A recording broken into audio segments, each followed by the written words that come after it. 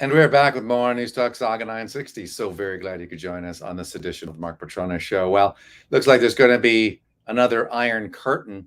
Those of you who are old enough to remember know that that was a term that was applied to the Eastern Bloc nations, including the old Soviet Union and all the countries surrounding it, the many nations that made up the old Iron Curtain.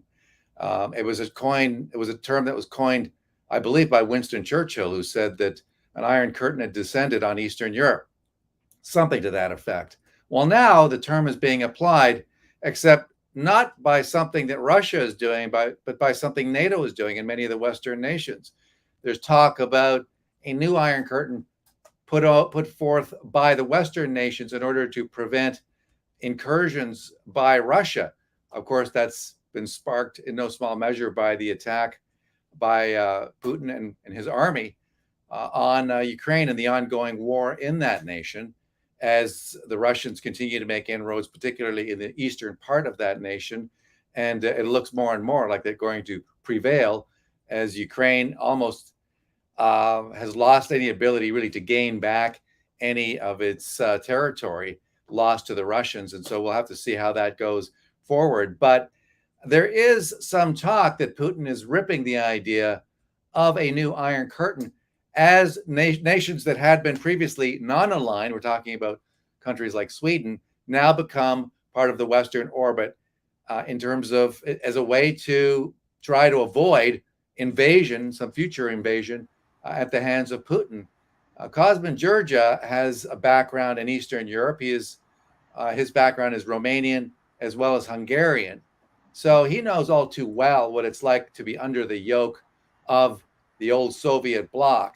But he has some serious concerns here that we may be inching towards World War III with the creation of an Iron Curtain from the West rather than from the East. Welcome to the show, Cosmin. Thanks for having me, Mark. All right, so you're Romanian, you're Hungarian.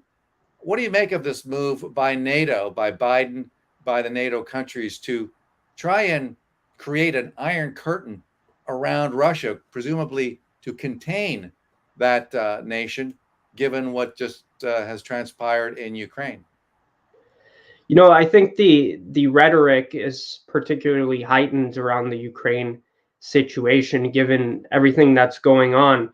But the key, in my eyes, is de-escalation. We want a peaceful solution to this conflict that has dragged on for so long that risks tearing Europe apart. I mean, currently we see NATO leaders gathering in Germany discussing the next steps to take with regard to the Russia's invasion of Ukraine. Um, Obviously, NATO plays a big role in this, and with countries like Sweden and Finland announcing an intention to join NATO, those countries border Russia, so Putin has cited this, the expansion of NATO, as one of the reasons behind the invasion, behind the aggressive attitude. Western policymakers and pundits dispute that, whether NATO is actually a threat to Russia. We know that NATO was established to defend against and compete with the USSR. The USSR doesn't exist anymore, of course, but Russia obviously sees this as a threat. And as you said, I'm Romanian. Romania is a NATO country. And so far, it looks that Romania has been positioned to sort of weather this conflict. We have taken in a lot of refugees from Ukraine. We are one of the primary countries housing Ukrainian refugees and providing humanitarian efforts through the corridors on our borders. So I think we are at a very unique moment in European geopolitics and history with everything that's going on. And the West currently is trying to present a unified front to scare away Putin, to sort of limit that expansionistic trend that has been coming out of Russian foreign policy. Yeah. The story is that the U.S. is going to send thousands more troops to Europe, along with fighter jets, ships to help defend against Russia. Although we have no proof that Russia has any intention to invade any other country. I mean, there had been concerns in Ukraine, and there had been predictions that they would go into Ukraine, but I have heard nothing about Putin looking at other countries. I mean, if he goes head to head with NATO nations like Romania, then I guess we would be in World War III, because there would be a commitment to fight along with Russia by countries like Canada. Biden has also announced the first permanent U.S. military base will be created in Poland, a move hailed by Warsaw. And of course, you already mentioned Finland and Sweden. NATO has sent 4,000 extra troops to the eastern flank. And we even know that Canada has some military personnel in Ukraine, presumably possibly involved. I don't know if they're directly involved with fighting. I can't imagine that they would be, but certainly in a training and intelligence gathering type of role. I mean, why is the West going further and further into this potentially dangerous approach against Russia? I mean, I can understand wanting to help Ukraine, but I mean, Ukraine has been kind of part of the Russian orbit for many, many decades. Ukrainians themselves do not want to be part of Russia, a lot of them. But then you kind of split the country in two, don't you? Where the eastern part of the country, where there are many, many ethnic Russians, they're perfectly at ease with Russia. Parts of the western part of Ukraine are not. But I mean, do we really want to get any deeper into that conflict if it means pushing the world into war? And there's nobody that would be more sensitive to that than the countries that used to be part of the old Soviet bloc, and including Romania.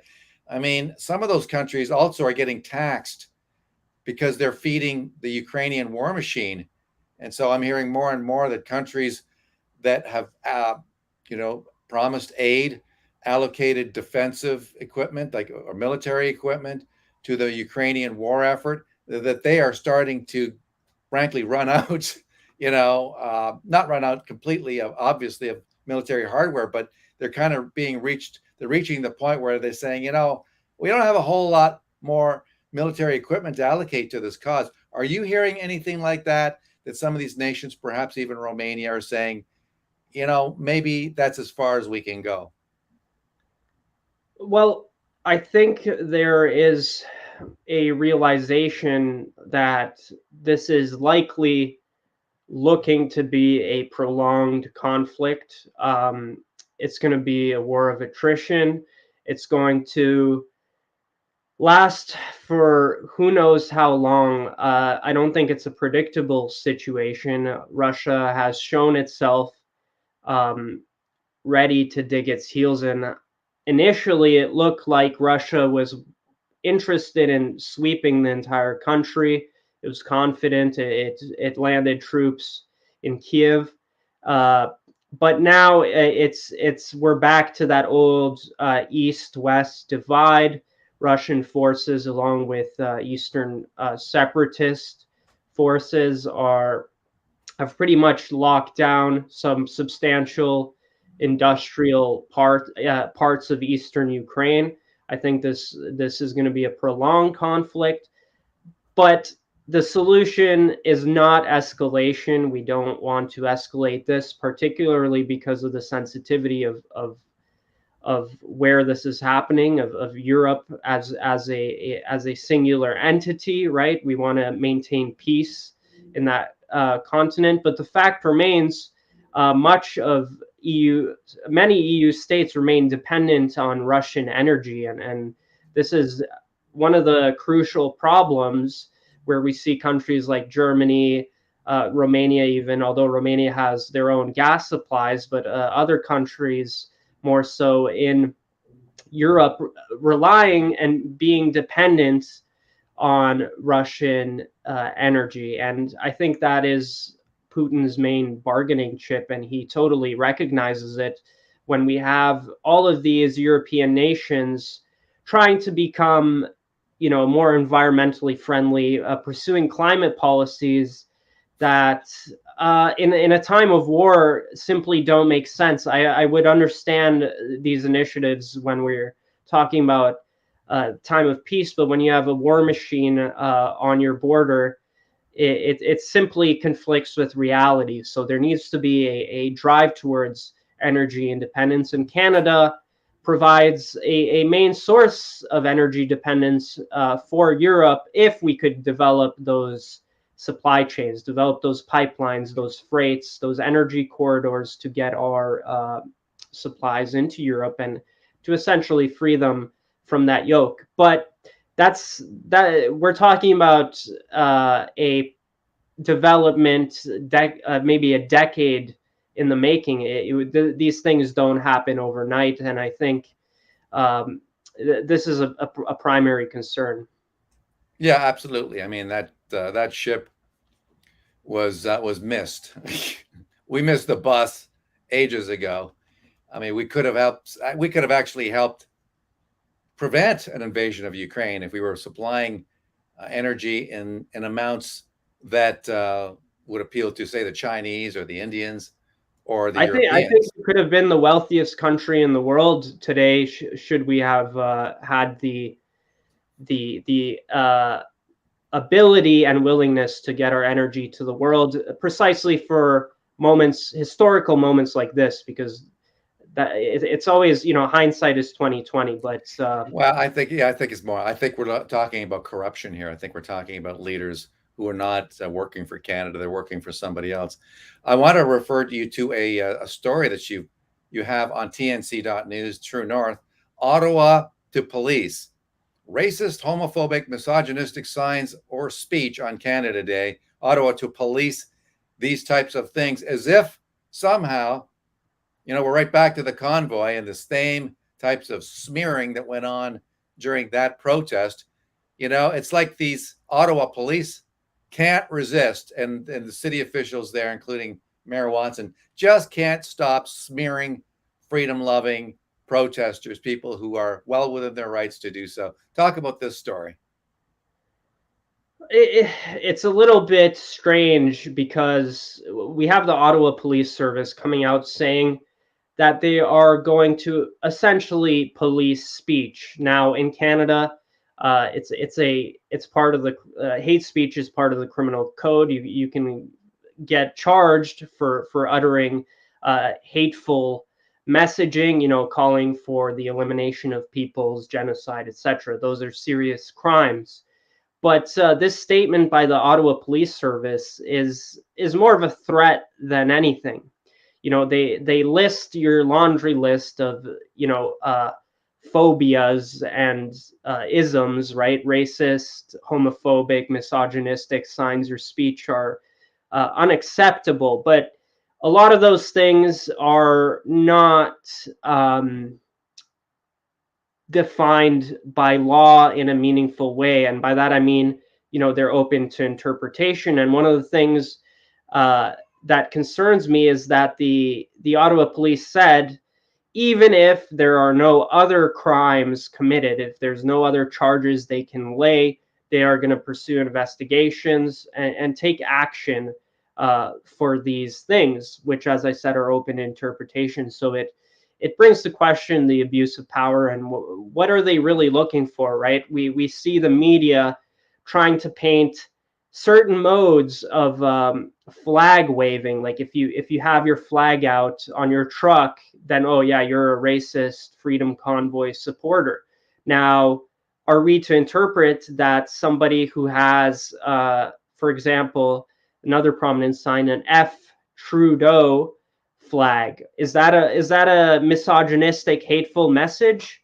It's yet to be seen. I think it's within the realm of possibility that the Ottawa Police Service would go after somebody with such a flag, and I think that's an egregious abuse of power. It's an attack on freedom of speech. So we're really skating a fine line of trying to police speech, which conflicts with our charter rights to freedom of expression.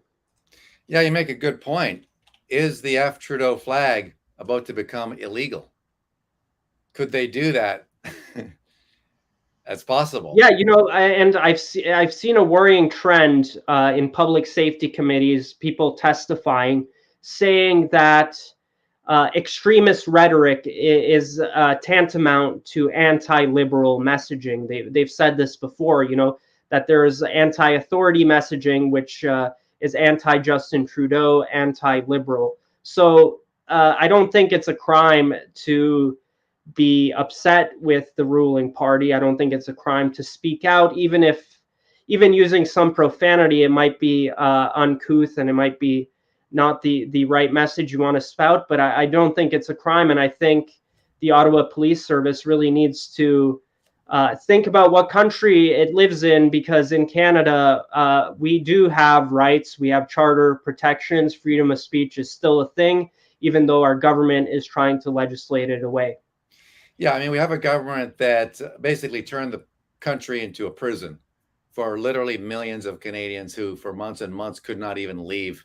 They were basically trapped, could not fly out. We have a government that imposed martial law that fired thousands of people who chose not to get the shots or chose not to get to disclose whether they got the shots, who locked down millions of people. And so somehow that is supposed to be what shunted aside in favor of focusing all our energy on, an F Trudeau flag. This is absolutely outrageous. It just shows this weird mental game playing that's going on with these people. It's like, they pummel Canadians for months. And then when people fight back, they get all squeamish and start whining about flags and convoys. It just shows the gaslighting that's going on at the level of the government. But tell us how people can access your content. Yeah, sure. You can visit us at tnc.news to view True North content, or you can just follow me on Twitter at CosmanDZS. All right. Cosman, thank you so much for coming on the show. Appreciate it as always. Thank you, Mark.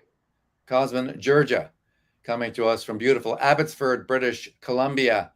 And that's it for this edition of the show. I will actually be off on Canada Day, taking a bit of a break. So enjoy your day. And hopefully, God willing, we'll be able to do it all again next week. Take care, my friends. Have a great weekend. Bye-bye for now.